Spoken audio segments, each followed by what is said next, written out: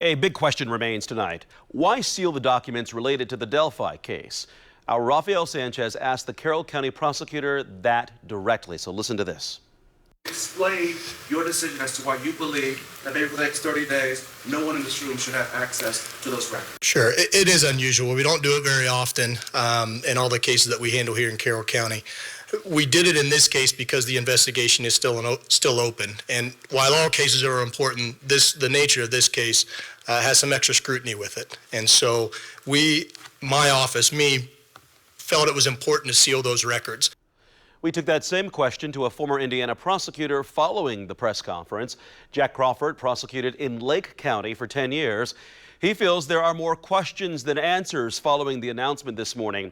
Crawford believes if there is another person involved, the public should know due to safety concerns. Indiana State Police mentioned the sheer number of tips investigators sifted through over the last 5 years, yet they are still asking for more tips.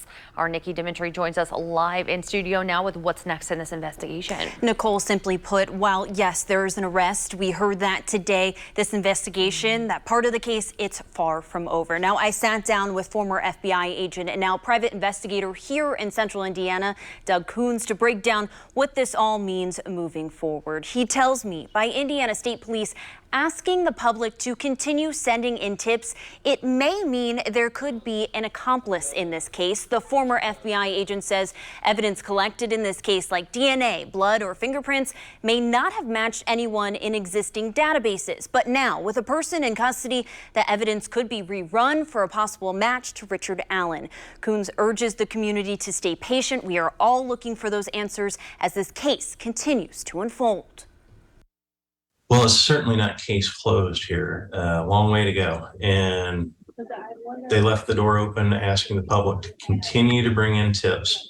So there must be speculation, and there must be certain aspects of this that aren't completely tied up. Now, for those with information on this case, as you heard, you're still being asked to submit those tips. We have that number right here. It is 844-459-5786. That's the number to the tip line. There is also an email that you can send anything to, as well as the Indiana State Police number. That's all on our website, WRTV.com. But for now, live in the studio, Nikki Dimitri, WRTV.